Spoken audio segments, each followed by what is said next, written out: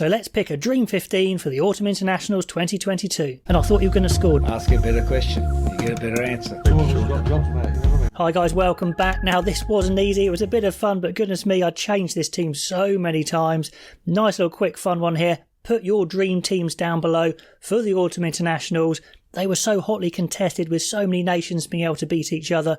Great to watch, but hard to pick the best 15. So this is just my personal preference. Let me know yours below. So front row.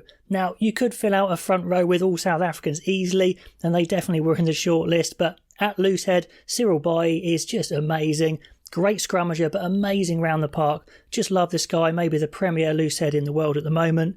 Porter and Che Kitsoff, they were all in the mix as well. At hooker, well, Malcolm Marks, yes, he starts some games, he comes on some games, but goodness me, he has an impact.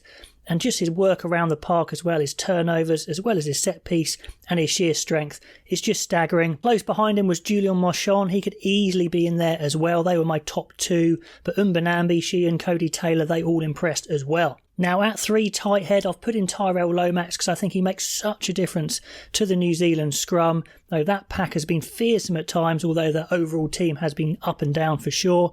But Malherbe and Tig Furlong were certainly in the mix as well. Now into the second rows, and I could just easily go for Mostert and Etzebeth, the two South Africans, but Tygburn I think needs to be in there. Just gives that extra dimension to Ireland. They were scrabbling a little bit in defence in this series, had to work really hard, and he, as an extra flanker if you like, really helps with his turnover work as well.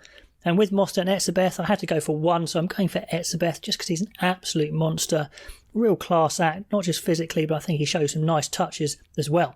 At 6, well, it was between Gelanche of France and then Matera of Argentina, and I've gone for Matera because he just epitomises everything about Argentina. Classy individual, really, really strong, great over the ball, great leader, great passionate, hard hitter, brilliant 6. Now into open side, obviously Khaleesi wears 6, but that is open side for South Africa, and he consistently puts in great performances, amazing tackling, amazing commitment, very quick when he's out wide as well. I could have put Richie in, Papali'i, Van der Fleer, they were all very good as well, but I think Khaleesi, just for his underrated work, should be in there. And rounding out the pack, this was hard. I nearly had Valentini in there because he makes such a big difference to Australia when he doesn't play.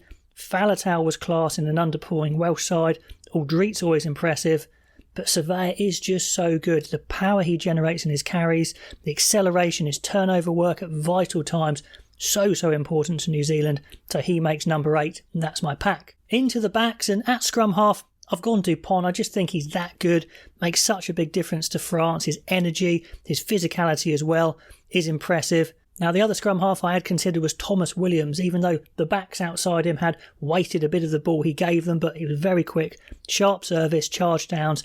Really, really good series for him. Maybe pushed himself to the top of the pecking order again. At 10, well, he didn't play the first couple of matches, but when he came in, just the difference for Scotland was unbelievable. Finn Russell showing what a class act he is. When he's on fire, just doing things other 10s can't. Attacks the line so well. Half breaks, offloads. Just genius stuff. Roman Intermac also impressed me as well. He was my runner-up there. Centres I found pretty hard, to be honest. At 12, could have been Geordie Barrett. Deolandi's very consistent. But I really like Dante, what he brings to France. So physical, so big. Hits those dents. Big miss when he's not there. And at 13, do you know what? I'm putting George North in. Even though Wales had a poor series as such, he was one of their bright sparks. Really made a lot of breaks, half breaks, attracts defenders. Looks so at home in that 13 shirt now. Fiku, Ringrose, they were also in consideration, but I'm pretty happy with North. Now into the back 3, and so many good wingers I could have picked. Pinot looks class. Monty Ioane for Italy attacks the line so well. Tom Wright looked razor sharp. Van der Merwe caused a lot of problems. The big man now Aquana Tuazi of Australia looks like a dangerous prospect. But I've gone for Orenza. Hopefully I've got that pronunciation right. I'm working on it. That try he scored against England at the end was truly phenomenal. Really, really good find for South Africa on the wing. Then on the other wing it has to be Darcy Graham of Scotland. Unbelievable quick feet, scoring tries for fun, just on fire, class act. And at 15, the runner-up was Ramos of France. What a kicker, what a counter-attacker. He's classy, but the difference Capozzo makes for Italy is phenomenal. He's their golden boy, their try scorer.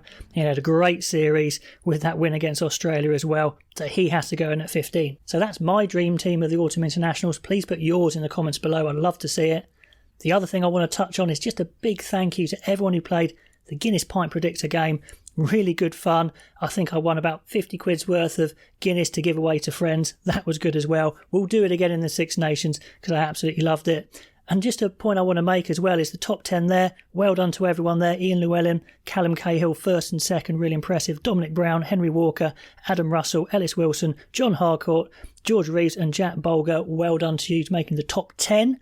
Now, I am in there at third, which I'm pretty happy with, but a point I want to make is predictions are really hard. It looks like I've done really well, but if you have a look at my predictions in a minute here, you'll see I'm actually quite a long way off on all of them.